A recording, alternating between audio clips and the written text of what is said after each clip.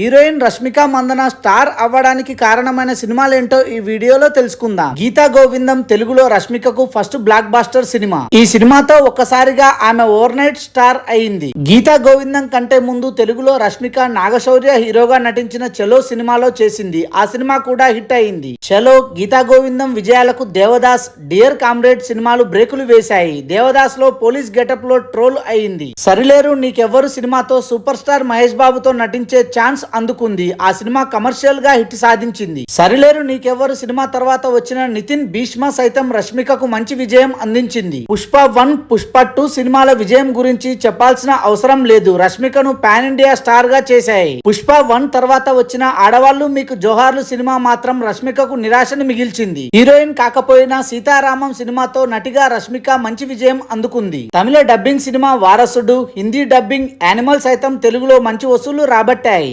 Rashmika heroine గా నటించిన Chhaava cinema కూడా అద్భుతమైన వసూళ్లను రాబట్టింది. ప్రస్తుతం రష్మిక ధనుష్ తో కుబేరా, సల్మాన్ ఖాన్ తో సికిందర్, తమిళ తెలుగు సినిమాలైన రెయిన్బో, గర్ల్ ఫ్రెండ్ చిత్రాల్లో నటిస్తోంది. Thanks for watching this video. For more interesting videos please do subscribe.